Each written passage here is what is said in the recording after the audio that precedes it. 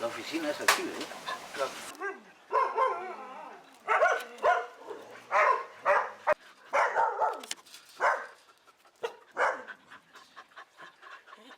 Y bueno, en los 80s, un grupo de personas extranjeras y también de aquí de Guatemala juntamos para hacer algo, porque vimos que nadie estaba haciendo nada para animales aquí en Guatemala. Y cómo funcionamos bien con el nombre Santuario de los Animales. Empezamos en Antigua, tuvimos un pequeño refugio en mera Antigua, y yo en mi casa. Pero era una cosa por necesidad, porque y la gente respondieron. La verdad es que hay muchas que podría escoger porque le agarra tanto unos sentimientos encontrados cuando uno mira ese tipo de perritos. Prácticamente las que yo escogería serían tristeza, impotencia, dolor, depresión y frustración.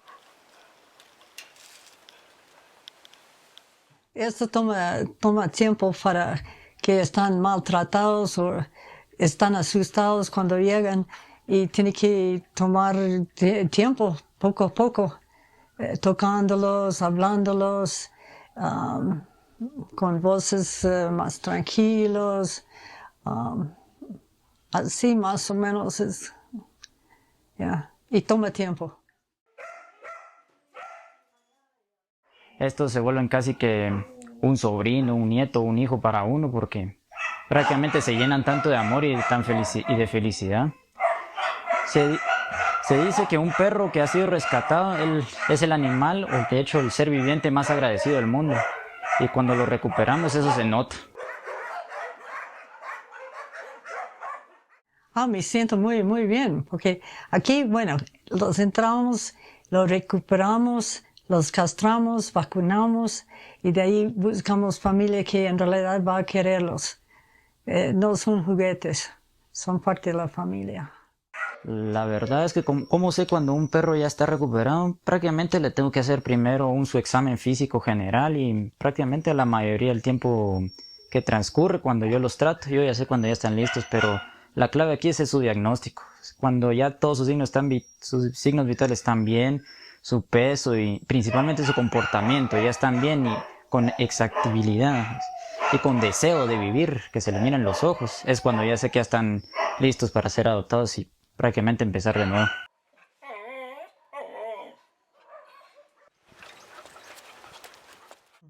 Bueno, que diferentes circunstancias.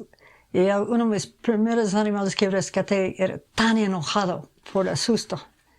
Y de ahí, después de como 8 horas, dando cariño y todo, estaba un amorcito, ya encontró en casa el día siguiente. Pero ahí sí ellos entienden no sé, si uno está enojado, ellos entienden que está enojado, entonces a veces tiene mucho temor, entonces yo tenía un voluntario aquí, cómo amaba los animales, y ellos sentían un nuevo, ella tocando el animal, ok, aquí estoy, yo soy tuyo, pero así se siente como sus emociones y todo. No hay nada que le brinde más paz a uno interna y emocional y mentalmente que saber que diste lo mejor, todo tu esfuerzo en ayudar a estas magníficas criaturas y no fue en vano, porque siguen vivas, siguen felices y están ansiosas de vivir. Eso le trae a uno mucha paz.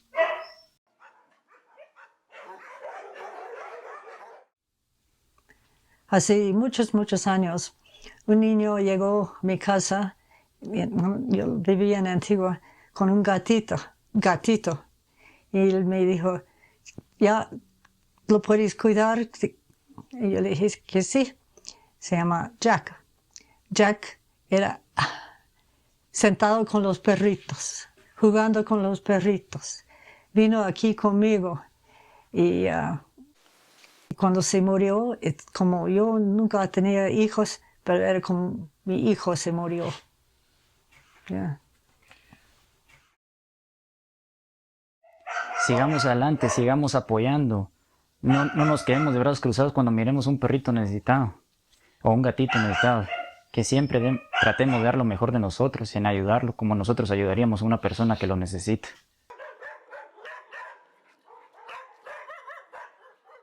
Bueno, teniendo un perrito, bueno, creciendo con un perrito, la gente y los niños ya se sienten mejor, no sé cómo decirlo, la humanidad. Si crece con un perro bien cuidado, con mucho amor en la mentalidad, la gente ya tiene más felicidad y trata a sus otros humanos mejor. Sí, hay más paz.